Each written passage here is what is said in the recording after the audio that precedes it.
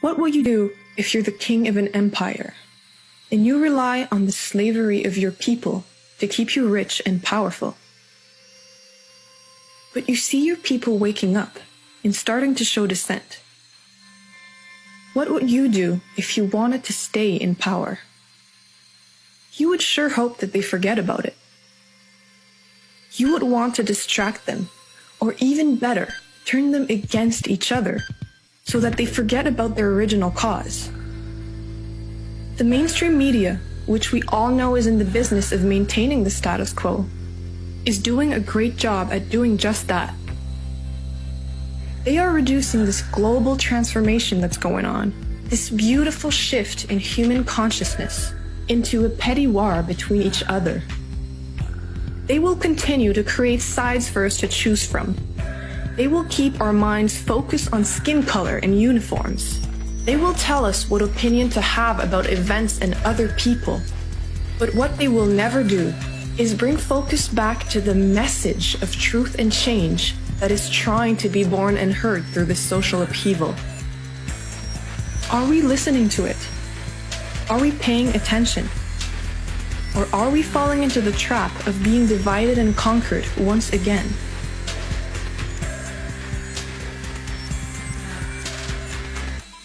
Who are underneath these uniforms? Who are those we call protesters?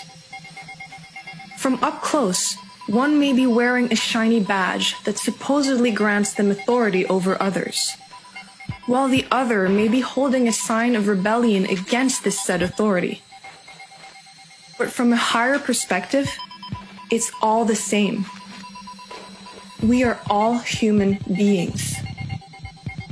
One might say that the issue is the king of the empire, the corporate elite that is enslaving humanity. But even that is thinking too small. What is the life force of this system? Is it the small group of people calling the shots at the top of the pyramid? Or is it the 7 billion strong army of people complying? That is us. That is humanity. We do it because we want to keep our jobs, because we want to survive.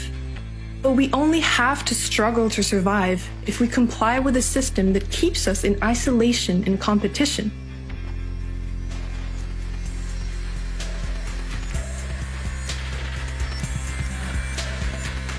If we instead unite as a people, stop complying with the current structures in place, and support one another, we can not only survive, we can thrive.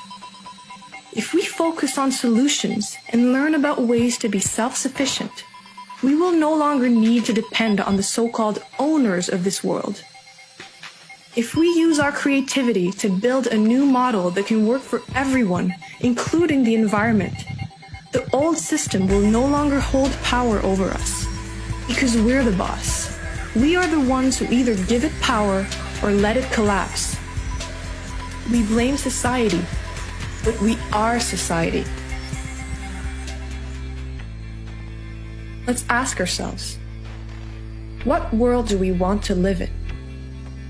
It's our choice, but it's a choice we gotta make together.